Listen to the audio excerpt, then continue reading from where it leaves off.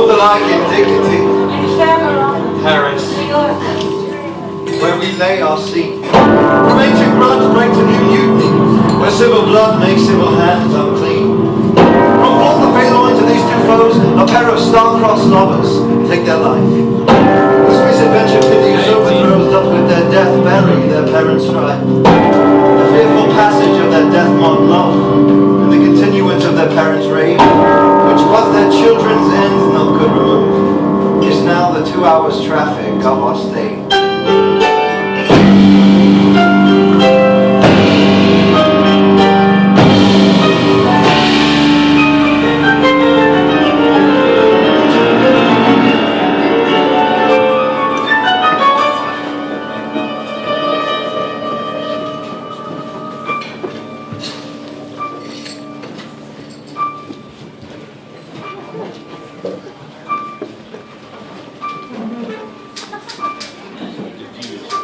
In my younger and more vulnerable years, my father gave me some advice.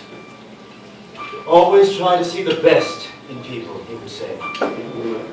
As a consequence, I'm inclined to reserve all judgment. But even I have a limit.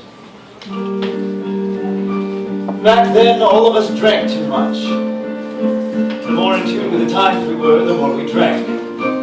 And none of us contributed anything new. When I came back from New York, I was disgusted. Disgusted with everyone and everything. Only one man was exempt from my disgust. There was a boy, Gatsby, a very strange, enchanted boy.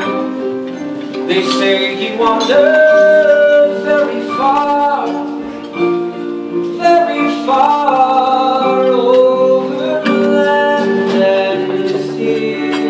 Single most hopeful person I ever met. A little child inside our life, but very wise was he.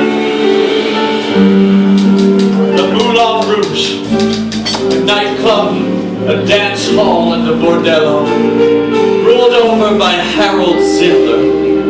The kingdom of nighttime pleasures where the rich came to play with the young and beautiful creatures of the underworld. The most beautiful of these was the woman I loved, Teen. A courtesan, she sold her love to men. They called her the sparkling diamond, and she was the star of the Moulin Rouge. And then one day, this is a story about love. He came my way. The woman I love is so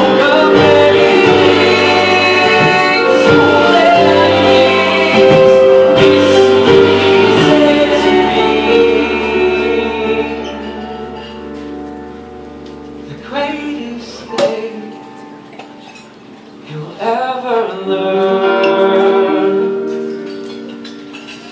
is just to love the woman I love is and be loved dead.